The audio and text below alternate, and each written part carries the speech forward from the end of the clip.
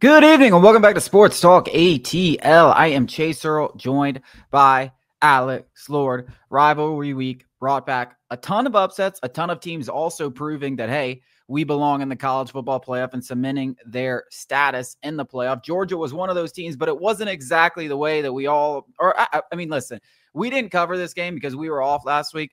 I think we would have said that this game was a game Georgia had to watch out for. Georgia Tech is a team that it doesn't matter what team they are playing, especially if, well, actually does matter. If they're playing a good team, doesn't matter where they are playing, home or on the road, they seem to play their best football. They played amazing game for about 44 and a half minutes. And then Georgia, led by Carson Beck, who I thought was outstanding again in the second half of that game when they needed him most. So that's two games where you're looking at Beck and you're like, all right, that's at least what we expected, is able to lead a comeback where the fans were leaving the stadium. There was 4 minutes left to go. They were up by 2 touchdowns. I mean, they were dead to rights. They were dead to rights. They never gave up, figured out a win, got a fumble with about 2 minutes left to go and change the entire course of this game. Yeah, I don't know how anybody could be sitting here and talk about, the refs doing this, the refs doing that. Georgia Tech blew it. I mean, they had every opportunity in the world to win this game for their biggest win in program history. And sometime, maybe the last decade plus, the biggest win in Georgia Tech. And Brent Key, I'm sure it takes a lot out of you. I mean, 8 overtimes is absolutely insane. Carson Beck needs some damn help. They put up a graphic. I don't remember if they were dead last in the country, but they're near the bottom in contested catch rate and dropped passes. Carson Beck has absolutely no help.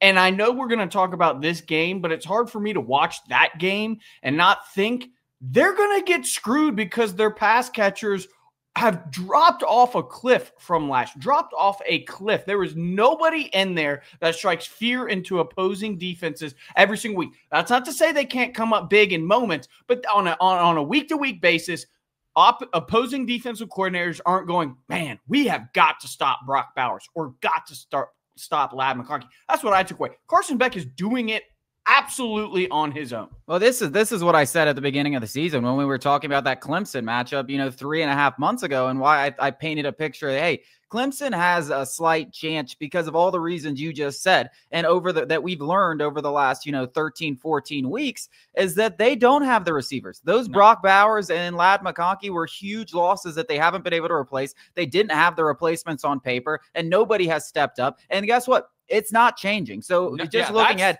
it is not changing. Like, we have seen it for 14 weeks.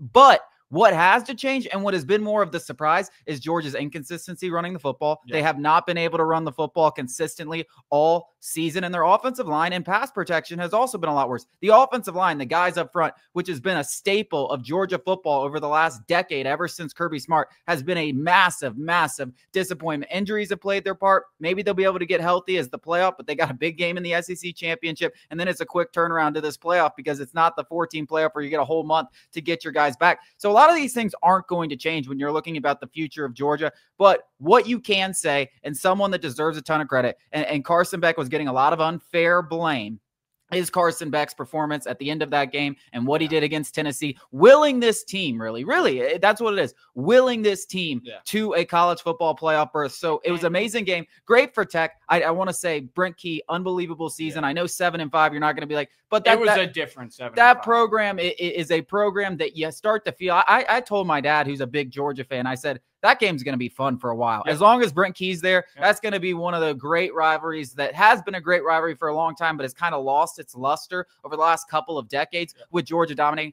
It's going to be back. Yeah, it's awesome. We all love Brent Key here. But the unsung hero of this Georgia Tech football team, though the team clearly is taking on Brent Key's I'm blanking. Persona. Buster Faulkner is the unsung hero of this Georgia Tech team. Was under Kirby Smart at one point. He had Georgia's defense in an absolute blender. First of all, they couldn't tackle a lick. It looked like they didn't even want to be out there. I get that it was a Friday, which is incredibly unusual for this game. But this isn't a game that you just stroll up to if you're the Georgia Bulldogs, knowing what you have done in the past few weeks, which is struggle. The defense, Glenn Schumann, I don't know what it is, Kirby Smart, Glenn Schumann.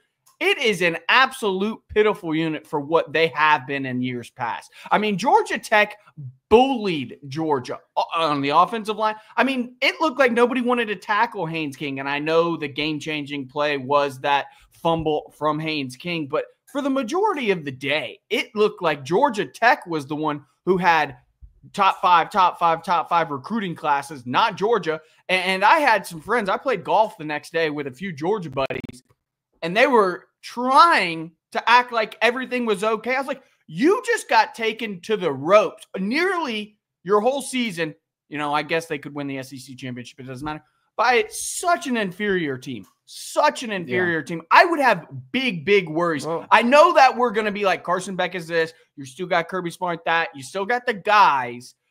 I've watched that team enough where there should be no expectations for UGA fans to win a national championship. The only thing you can hang your hat on is the rest of the field also sucks. So, yeah, no, I mean, if this was a typical year, you know, if this was the year before, they wouldn't be in the college football playoff and they would have no chance.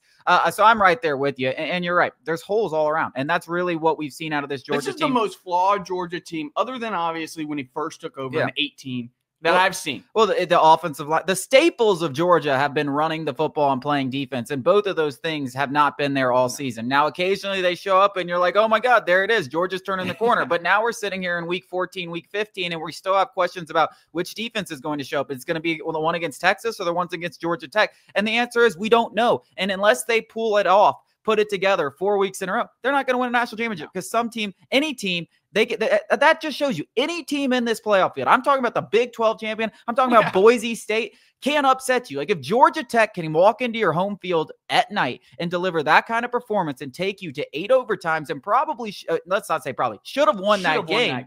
Then you can lose to anybody in this college football playoff field. Obviously, Texas in the SEC championship, despite what happened early in the year, because there's just been no consistency on the defensive side and the offensive line, which are the two areas this team has always been able to rely on no matter what over the last 8 years. Arguably, their two biggest weaknesses. Like the defense has been outside of pass catchers. Yeah. Well, that's always been a thing. I mean, the Brock Bowers and Ladd McConkey's, that was like a one-time thing. Like those two guys were one-time things. And I know we can maybe point to George Pickens, but he wasn't necessarily the guy for, you know, college football, where Brock Bowers was obviously the guy in college football. Georgia's never had it, but they've always been able to lean on the run game. And that's been the change of pace. The offensive line and the defense are going to cost this team, I believe. 100%. But they still got a shot. Yep. They earned that shot against Georgia Tech. We'll talk a lot about the SEC championship later in the week.